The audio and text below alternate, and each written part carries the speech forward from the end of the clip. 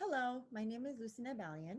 I'm a speech and language pathologist from Harmony Speech Therapy and Diagnostics, and I'm here to talk to you about using sign language and gesturing to communicate with our preverbal kiddos. And when I talk about preverbal kiddos, I'm talking about a child who is as young as 5, 6 months old, to our kids who may be a little bit older, 2, 3 year old, who have no language, no spoken language, or very limited language. Um, Sign language or gesturing for communication is so critical and important for typically developing kids and for kids who have a speech and language delay. So, for the kiddos, for typically developing kids, I would strongly urge parents, mothers, caregivers, fathers, grandparents to really practice gesturing for communication with kiddos as young as 5, 6 months old. And when I'm talking about gesturing, I'm really talking about using baby sign language. Um, More, all done, food, drink, open, play, really basic gestures to help the child make that connection between if I communicate, then I get my needs met faster. Besides communication, gesturing has a lot of benefits. It helps the child create a stronger bond with their caregiver. It creates a happy communication situation between the child and the parent versus the child crying, whining, showing without really getting their needs met effectively. Another benefit is really the social benefits. So when the child wants something, whether it's a caregiver or someone else, usually if they have a nice gesture for um, more or all done, most people will understand. Therefore, it reduces the frustration between the child and the communication partner and really helps the child to get their needs met and have a happy communication model or system. Um, it has also shown that the child has more confidence in their speech and communication um, at an early age and through life. Studies have shown that children who really are able to gesture and sign for communication before they're able to speak have higher IQs and are more successful in reading and later academics. And one of the main reasons for this is because when the child is using sign language, they're using their both sides of their brain and therefore are able to communicate or get information or language using two different areas of the brain versus just the language part for spoken language. And so this ability to um, extract information from the two sides of the brain really helps them to have more linguistic flexibility. So I highly, strongly suggest that all young moms or even older moms or parents, grandparents, anybody who has a young child to really start gesturing with their baby to really early on, as young as 5, 6 months. I can give some examples as to when and how this can be done.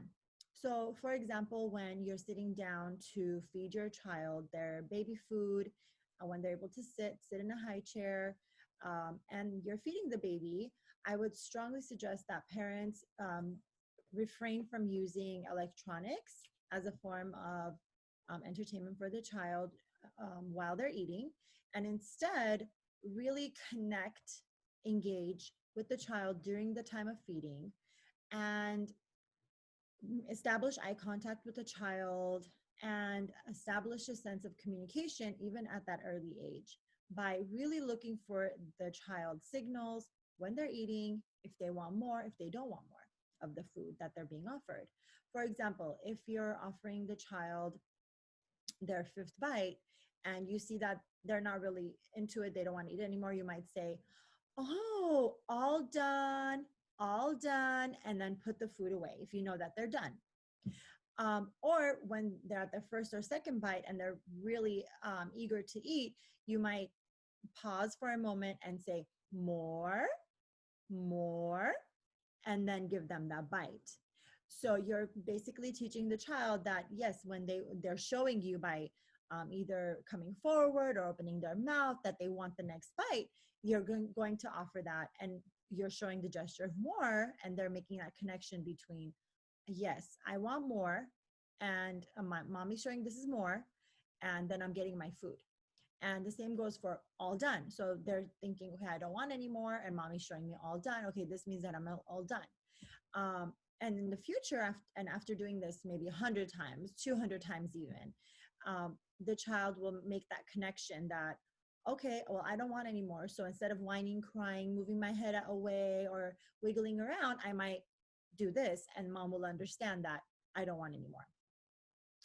So this is so critical and so important and magical, actually, when this connection happens and the child is able to communicate their needs so effectively. And it does happen. It takes time. When you start as early as 6 months old, they may not pick it up the first month or even the second month, but after constant trials, the child will eventually understand. And when that connection is made, usually there's a considerable almost expansion of language, not language, verbal language, but even just basic communication between the caretaker and the child, because they really truly understand that if I communicate what I want, then I will get it faster, and I don't have to whine and cry. So it really reduces that frustration, whining, crying, um, to get their needs met. So I really hope that a lot of parents will use these skills to help their child, their preverbal child, understand how to use gestures for communication, so that everyone can be happy in their communication, and then child will have faster speech and language progression, and so then this connection will happen faster. For our kids that do have a speech and language delay, as a speech and language pathologist, during our sessions, we do utilize gesturing initially to help the child, again, understand that we need to communicate to get our needs met. And again, this can look like really gesturing when they want to play more. So I might say, I want, and then open if it's a closed box and they want a toy out of the box.